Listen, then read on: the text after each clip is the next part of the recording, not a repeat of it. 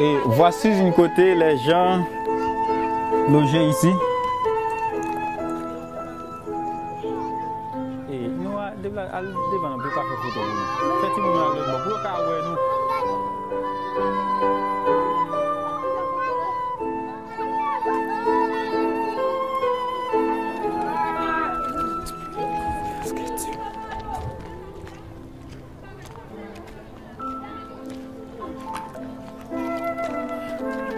nous.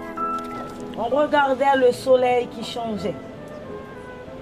On voit que le ciel n'était pas de la même couleur. Une couleur sombre, un tableau triste. Nous sommes restés par terre. Nous restons entre ciel et terre. Nous ne savons quoi faire, où aller. Ça commence. C'est notre exode, la jeunesse. C'est la jeunesse d'Haïti.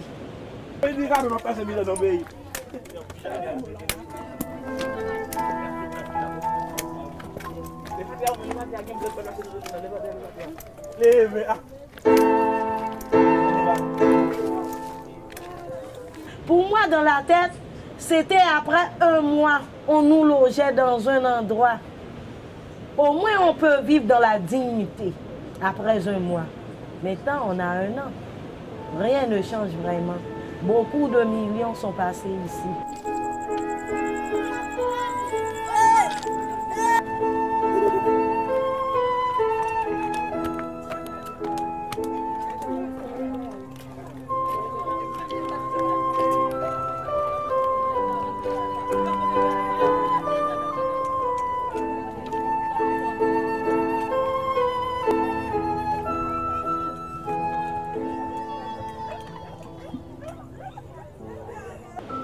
Alors je commence à dire, où sont les autorités?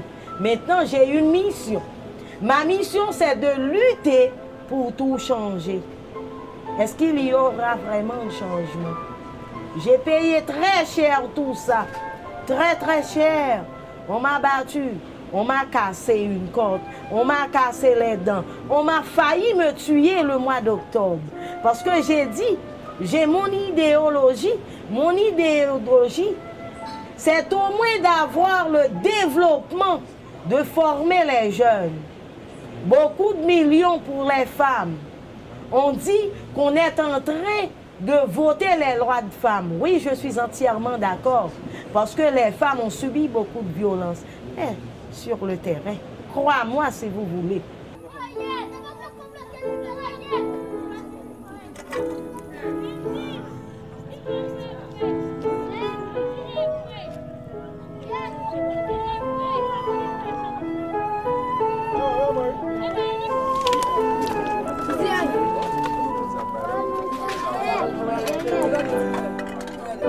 J'ai dit maintenant, j'ai 836 familles. Combien de temps vous pouvez me donner, vous, le magistrat? Il m'a dit, moi, je peux donner 70. J'ai pris mon cahier, j'ai dit, ok, 70. J'ai demandé à M. Gérald Mathurin, combien de tentes vous pouvez me donner? Il m'a répondu 400 tentes. Alors, dans ces 400 tentes de Crosse, de Gérald Mathurin, qui représente Crosse, je peux loger 800 familles parce que ce sont des tentes à double chambre. J'ai demandé aux Canadiens, ils m'ont dit eux aussi, ils vont me donner. Alors quand j'ai demandé au délégué, lui il m'a dit, moi je n'ai pas de tente. J'ai dit, ok, je comprends. Alors, vous pouvez aller voir plan parrainage pour donner des tentes. Mais ce n'est pas vrai. C'était comme si vous ne faites pas partie du cercle, vous ne pouvez rien avoir. Pas de problème. Le lendemain, j'ai envoyé 10 jeunes à Crosse pour les former afin de monter les tentes pour les gens dans le camp. À leur retour, le maire est venu avec sa voiture. Il a pris 9 d'entre eux. Le maire leur a donné 200 $ pour monter les tentes chacune. Et puis, il a retiré leurs maillots, parce que ce sont les maillots de Crosse, parce qu'il n'est pas ami avec Gérald Mathurin. Imaginez-vous, Une population qui est en train de souffrir. Et pourtant, vous, c'est une catastrophe. Vous restez toujours à votre affaire de politique. Il faut sauver les gens avant votre politique. Je commence à penser. J'ai dit, mais non, je dois faire quelque chose. Qui ça nourrit les bourgeoisies? C'est un groupe moun dans un pays qui pas vivre tant qu'outil ici. C'est moun qui gon gens d'électi, qui capable de commander la vie, qui pas payer chaque pipiti. Je suis en train maintenant de travailler avec des femmes professionnelles, qui veut dire nous sommes associés. C'est de nous unir ensemble pour trouver une bonne solution, avoir un objectif bien déterminé. Quel sera l'avenir des femmes dans 10 ans ou 20 ans ou 100 ans même plus? Alors j'ai commencé à les appréhender en leur disant il faut vous former. Alors il faut s'investir dans l'artisanat. Si on a 10 000 touristes qui arrivent à Jacmel, pas assez de main-d'œuvre, mais si on commence à professionnaliser les femmes, c'est ce que je suis en train de faire maintenant.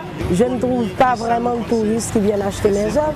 Alors j'étais en ADAS, association ADAS.